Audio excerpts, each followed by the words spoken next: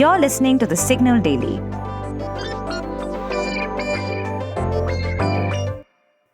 Hi, I'm Shorvari, your host for The Signal Daily podcast. This is the episode for 26th June 2024. Today we're trying to figure out why big tech is rushing to adapt chatbots to Indian languages. And for the main story, a deep dive into the life and work of WikiLeaks founder Julian Assange. Stay tuned till the end of this episode. Do we really need chatbots fluent in Hindi, Tamil, Telugu, and Malayalam? I'm not entirely convinced about the immediate practical applications of a chatbot yapping away in Indian languages. But nevertheless, companies large and small are scrambling to roll out AI platforms tailored to Indian tongues. Google's chatbot Gemini, for example, was recently updated to support as many as 9 Indian languages, namely Hindi, Bengali, Malayalam, Marathi, Gujarati, Kannada, Tamil, Telugu, and Urdu. Intrigued by this, I spent an hour or so fiddling with Google's chatbot. And I'll hand it to Gemini. Its Hindi wasn't actually half as bad. In fact, it was definitely better than mine. Yet, I wasn't entirely sold. I found Gemini's attempt at Hindi a little too textbookish, a little too Sanskritized for my taste.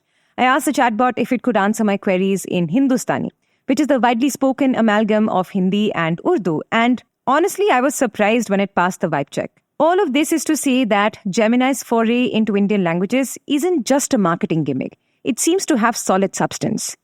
Also, Google is far from alone in its quest to bottle Indian languages inside its AI. Microsoft's AI assistant Copilot is also available in 12 Indian languages, and a slew of Indian startups, including Ola's Krutrim and the Silicon Valley-backed Sarvam AI, is also in the race. But I still can't help but wonder, what is the end game here? Let's try to see it from the big tech's POV. The most obvious thing that comes to mind is what the Financial Times points out: unlocking new markets. In recent months, Microsoft and Apple stirred the market by announcing that the new versions of their flagship devices will be AI-powered. We've dug deep into their AI ambitions before, but here's the gist. Both giants aim to make their devices ridiculously intuitive. Picture this. An iPhone user won't lift as much as a thumb to edit a photo. They'll just have to shout out the command at the damn device. If this is indeed how AI is coming to serve the masses, remember, a massive market doesn't speak AI's first language, which is English. Chatbots and voice assistants mastering Indian languages could plug that gap. For that matter, it's not just India. Globally, a large chunk of humanity too doesn't go about their day-to-day lives gabbing in English. Executives are hopeful that the experiments in the Indian market will throw up lessons for other non-English markets as well. Tanuja Ganu, who is a manager at Microsoft Research in Bengaluru, told the Financial Times, and I'm quoting her, "It's using India as a test bed and validating some of the technology in India and seeing how we can expand it to other parts of the world," end quote. So I think that is the whole deal. India might have missed the boat on birthing large language models, but it seems it is poised to be the trailblazer in making AI more accessible to the greater humanity. And now for our second segment, we are going to bring you deep dives on stories from the world of technology, business, policy, and anything that leaves you with food for thought.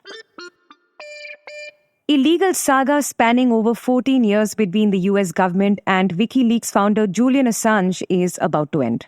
The big news is that after 62 months in a UK jail, Assange has been freed and is heading for his home country, Australia, after he worked out a plea deal with the US Justice Department to plead guilty to one charge, which is conspiring to obtain and share classified information linked to US defense. By now, this news has probably made it to your social media accounts as well, because Assange is no less than a pop cultural icon, the Che Guevara of the digital era, if you will. He founded WikiLeaks in 2006, a website dedicated to exposing secret information, specifically government secrets. And that is essentially what landed him in trouble with the US.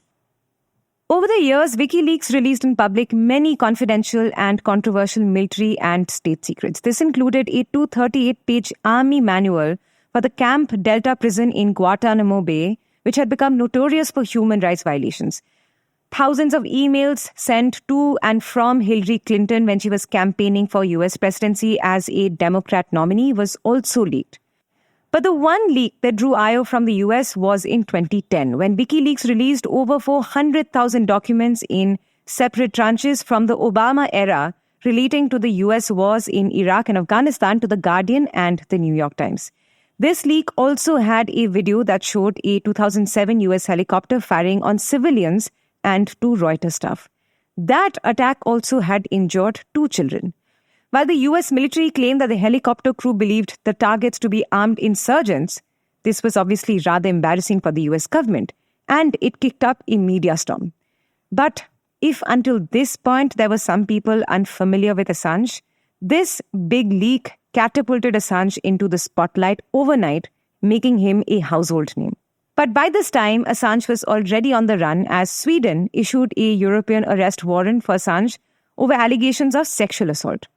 Although he denied the allegations, he lost his appeal against the warrant. He then breached bail and took refuge in the embassy of Ecuador in London, where he spent several years cooped up till June 2019.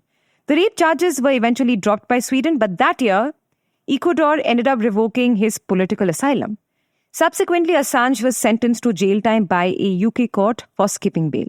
That same year, during the Donald Trump presidency, the US Department of Justice formally asked the UK to extradite Assange to the US, where he was charged with 17 counts of breaching the Espionage Act. He spent the next 5 years fighting extradition. Cut to the present, where the new deal is that Assange will plead guilty to only 1 charge of espionage. This came as the Australian government made an official request to the Biden administration to drop charges against Assange. So what happens now is that Assange is scheduled to submit his plea today in a federal court in Saipan, which is part of the Northern Mariana Islands, which is a US Commonwealth territory. As per FT, Assange didn't want the legal proceedings to take place in the US. But with this, a long legal drama will come to an abrupt end. To some, Assange is an advocate for free speech and an absolute champion of truth, while others look at him as a criminal hungry for publicity. Well, the jury is still divided on that, but tell you what, if there's one thing Assange is famous for, it's creating a platform for whistleblowing without fear. If you like listening to The Signal Daily, please show some support. Rate us and review us on Apple Podcasts and Spotify. We'd love to hear what you have to say about this podcast. So feel free to shoot an email at hello@thesignal.co. This episode was researched, written and produced by me, Shorbari, and Anup Sembal. Edited by Dinesh Narayanan. Mastered and mixed by Yash Hirve. You can catch this podcast every morning on Spotify, Apple, Amazon Prime Music, or wherever you listen to your podcasts. We are thesignal.co on Instagram, LinkedIn, and Twitter.